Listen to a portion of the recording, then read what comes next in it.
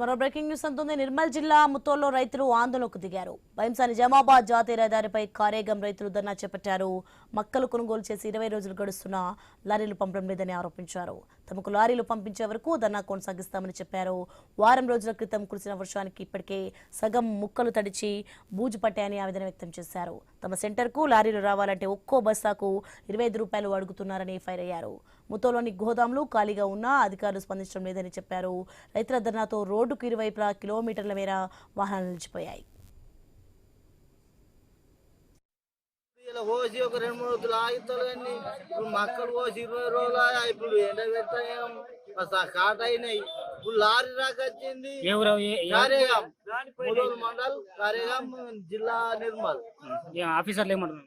ఆఫీసర్లు ఏమంటున్నారు, పొద్దుకి వస్తాయి లారీ దోక్కోని ఇప్పుడు 6 వద్దులాయా ఇతని తిప్పలు పెడుతున్నారు. లేకపోతే ఎటు సంచి కుంటలకి 50 రూపాయలు ఇస్తే అటే పోతున్నాను. నేను రాను దీన్ని మక్కలకు సంచులు ఇస్తలేరా? సంచులు సంతం కట్టుకున్నాం. 24 రూపాయలకు సంచి. లారీలు రాక ఈ తిప్పలతో ఇంటికి వచ్చినాం. ఇప్పుడు 300 సంచి ఉన్నది.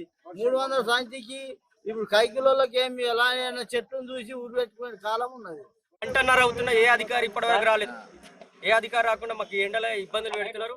ఇట్లాంటి ప్రభుత్వానికి చిత్తశుద్ధి లేని ప్రభుత్వాన్ని ఎంచుకొని తప్పు మా చెప్పుతోటి మేము కొట్టుకున్నట్టు అయింది. సంచులు కూడా కొనుక తెచ్చుకున్నాం. గన్ని బ్యాగ్స్ కూడా 25 రూపాయలకు గన్ని బ్యాగ్ కొనుక తెచ్చుకున్నాం. మేము లారీలు లేవు, లారీలు దిక్కు లేకుంటే ధర్మాబాద్ తెచ్చుకోవాలంటే ఒక సంచికి 25 నుంచి 50 రూపాయలు అడుగుతున్నారు డ్రైవర్స్ ఓనర్. కావాలని మన సెంటర్ కు ఏదైతే ముదల్ మండలికి అలర్ట్ చేసిన శారదా ట్రాన్స్పోర్ట్ ఉందో వాళ్ళు పక్క మండలికి పంపిస్తున్నారు. పక్క మండలి వాళ్ళు 25 రూపాయల నుంచి 30 రూపాయలు మాట్లాడుకొని ఇక్కడికి వస్తున్నారు. 2000 చిల్లర ఉన్నాయి.